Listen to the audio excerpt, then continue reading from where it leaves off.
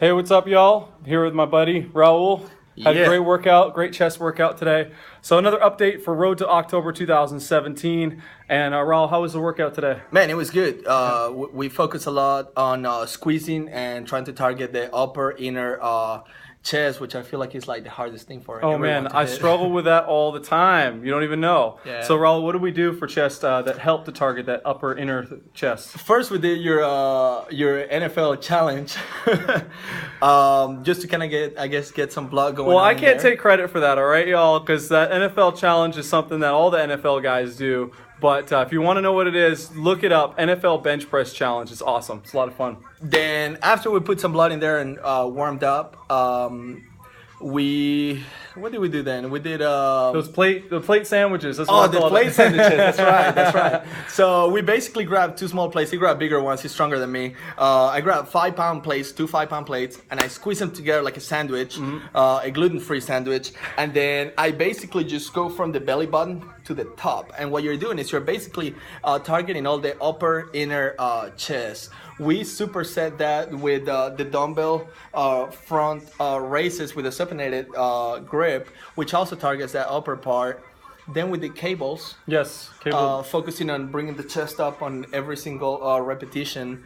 I got some great tips. There were some things that I was doing wrong with my chest workouts. You know, just thinking I needed to bench a whole lot, putting a lot of weight on the bench, and just working the bench press, incline, flat, and decline. And Raul really helped to open up my mind, at least my perspective on how to work the chest differently. And you know, it's not about the weight, right? You don't have to be pushing heavy weight. It's fun every once in a while to do it, just for egotistic purposes, just to see where you are, basically.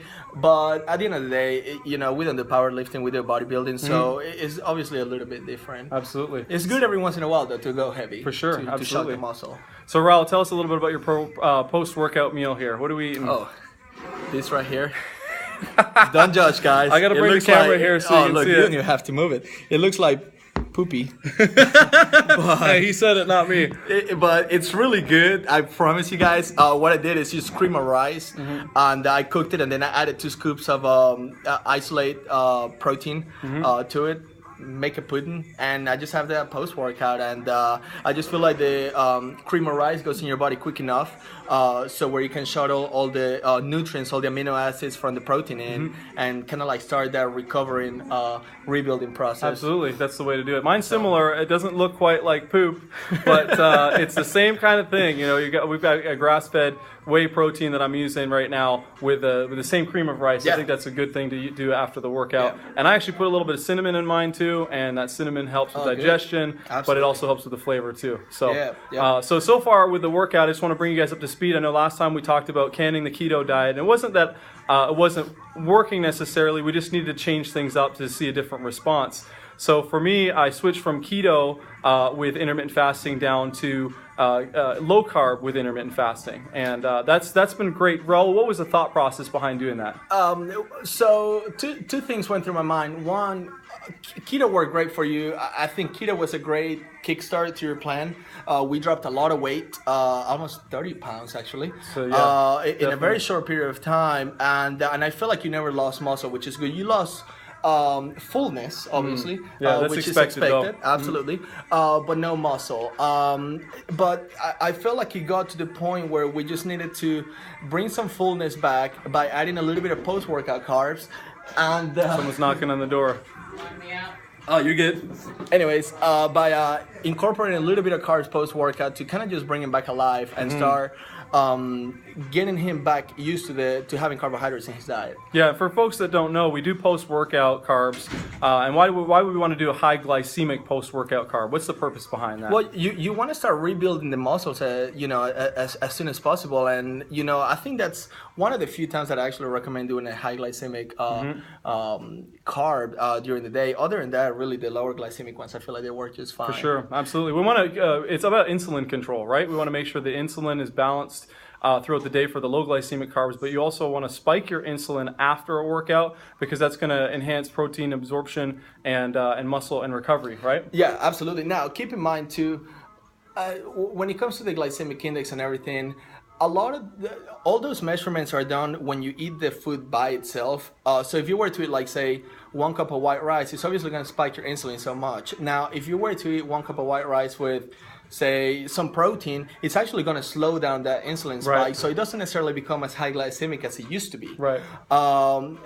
So there's a big misconception on whether you need to do high glycemic, low glycemic. I think it's more about listening to your body and how your body responds, to be honest with you, and what bloats you and what doesn't bloat you. I've noticed with my clients that white rice doesn't bloat anyone, yet brown rice actually bloats quite a few people. Wow. Because of the outer layer on it. It's just harder for the digestive system to process it and break it down. Absolutely, which is another reason why I decided to hire Raul as my trainer too, because it's always good to have that extra input from outside, not just doing it yourself. You know, I prepped my last show all by myself, didn't have a trainer, and when I got on stage, I got myself to a decent level, but having that extra input and how to tweak things just a little bit, and an unbiased approach too, because sometimes you think your ego gets in the way a little bit, I think. So and I didn't sugarcoat him. Yeah, that's right.